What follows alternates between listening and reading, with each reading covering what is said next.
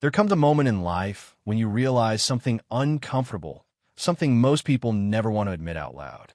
You look back and you see the pattern, the favors, the sacrifices, the times you showed up when no one else did. And you ask yourself a hard question: why did they keep taking?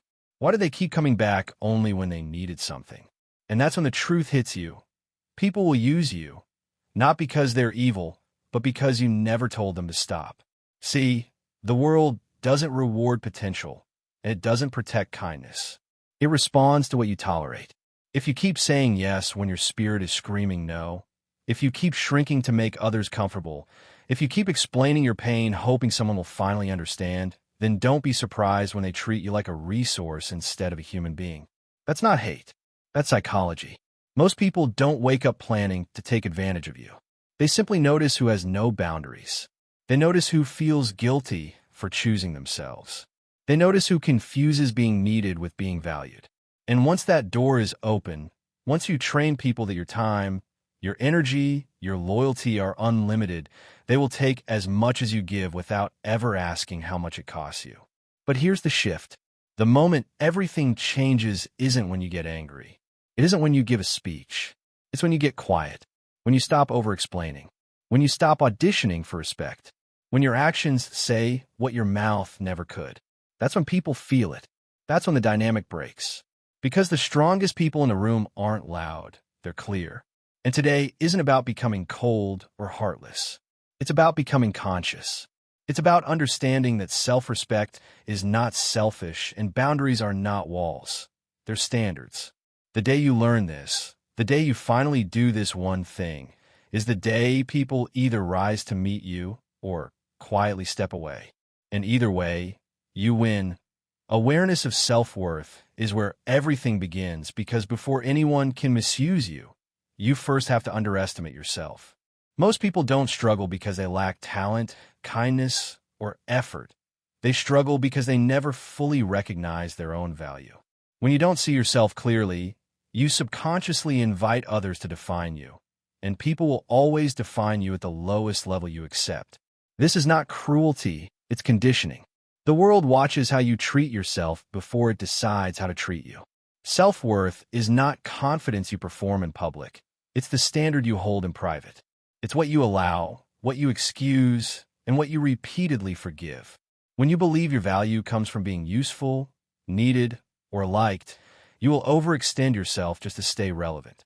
You'll say yes when you're exhausted, stay silent when you're disrespected, and show loyalty to people who only show up when they need something. Over time, this teaches others that your energy has no cost, that your presence is guaranteed, and that your needs are optional. Awareness changes this dynamic because it forces you to see the pattern instead of blaming the people. When you finally realize that your time is limited, your emotional energy is finite, and your effort is not renewable on demand, you stop giving it away carelessly.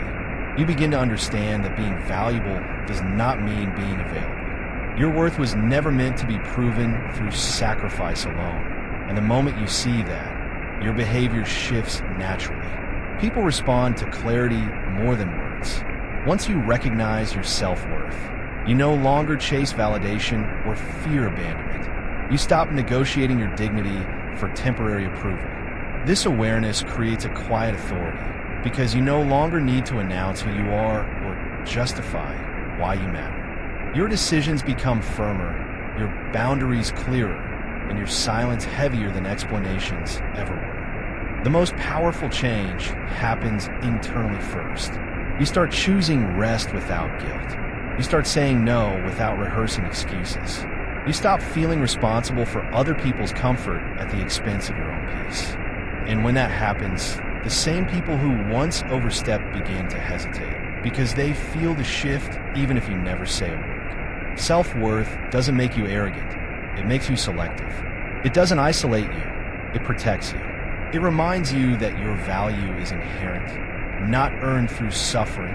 And once you truly understand that, you stop being used because you stop offering yourself at a discount silence, and overgiving are often mistaken for strength, patience, or kindness. But in reality, they can become open invitations for exploitation when they are driven by fear instead of choice.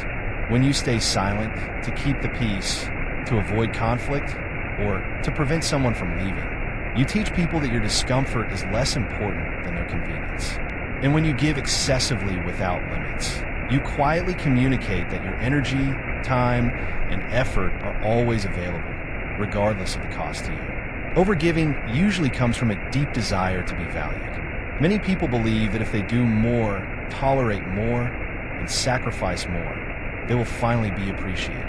But psychology works differently. People don't respect what they can easily access without consequence. When there is no resistance, no pause, no boundary, the mind assumes there is no loss.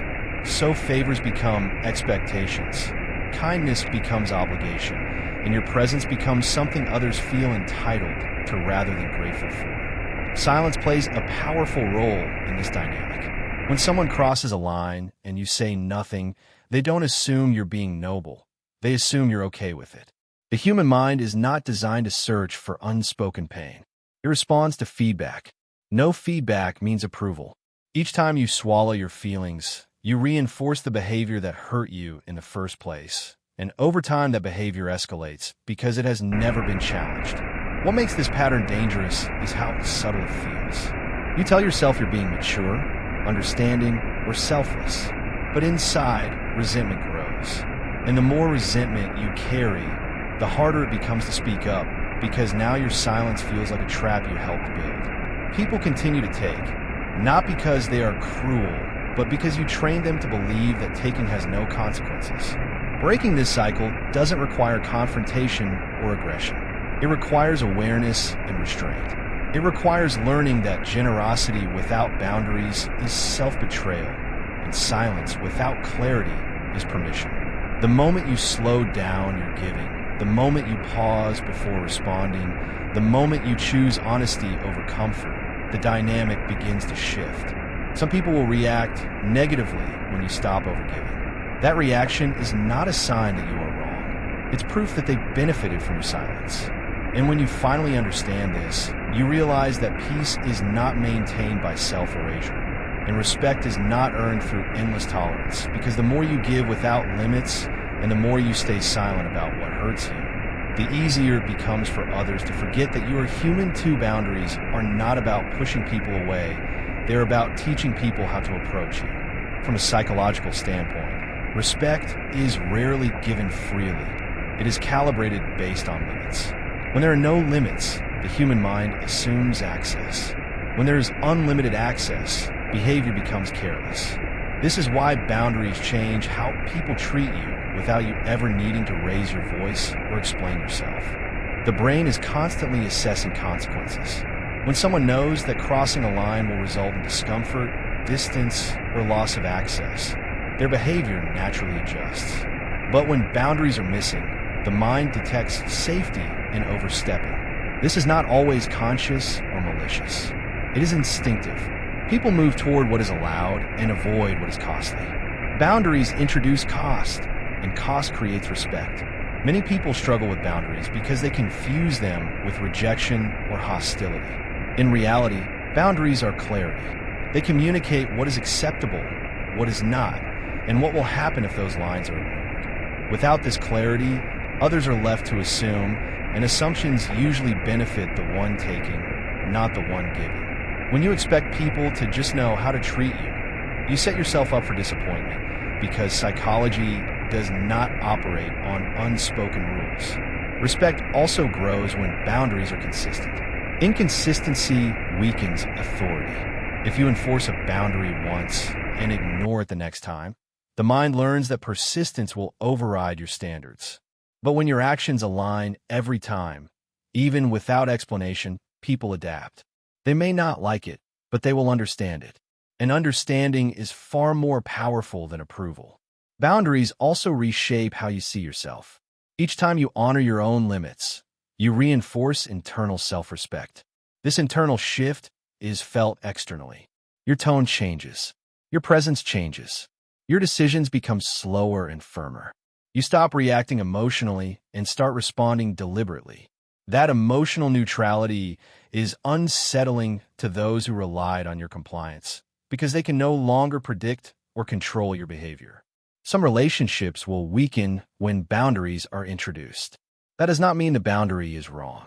It means the relationship depended on access rather than mutual respect. Healthy connections survive boundaries because they are built on consideration, not convenience. Unhealthy ones resist because limits expose imbalance. When you understand the psychology behind boundaries, you stop seeing them as defenses and start seeing them as filters. They don't punish others, they protect your energy and define your value without needing validation. Because the moment you clearly define where you end and others begin, respect is no longer something you ask for. It becomes something people instinctively give. The moment you stop explaining yourself is the moment your power becomes visible. Constant explanation is often mistaken for clarity, but psychologically it signals insecurity. When you feel the need to justify every decision, every boundary, every change, you unconsciously tell people that your choices require their approval. And once approval becomes the currency, control quietly shifts away from you. Explanations are usually rooted in fear. Fear of being misunderstood.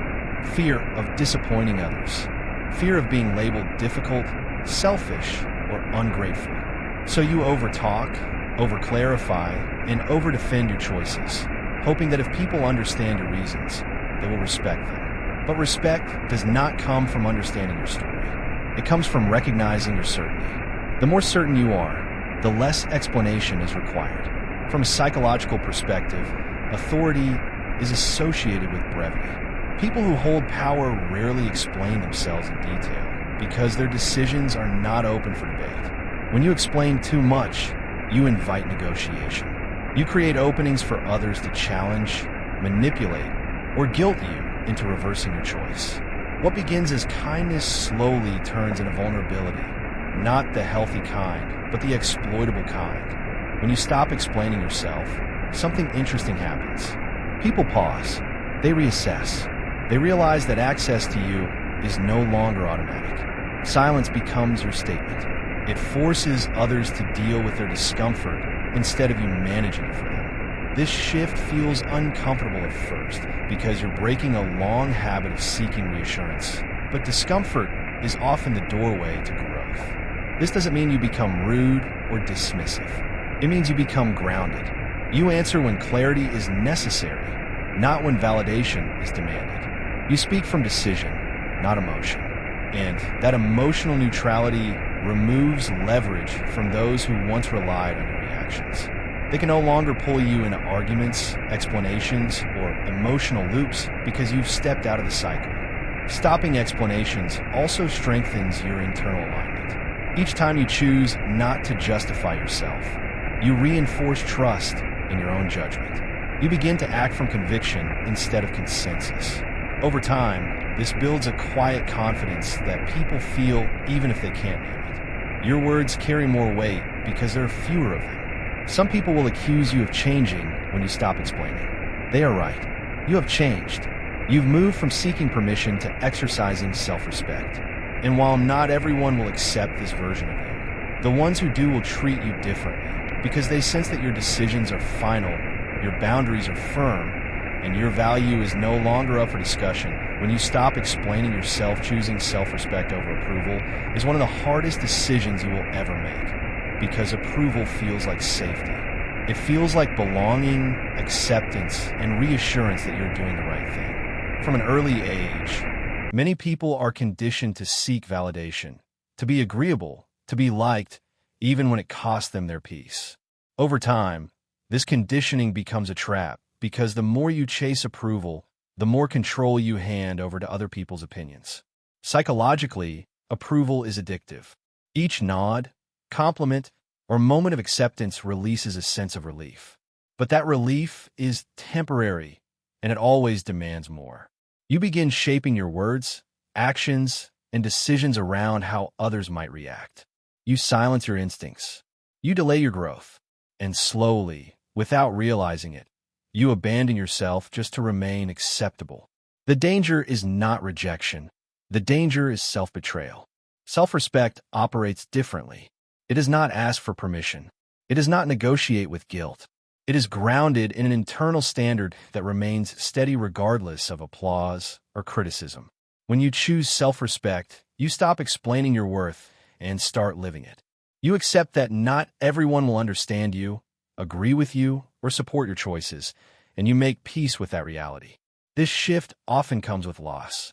Some people will distance themselves when you stop pleasing them. Some will criticize you for becoming different or difficult.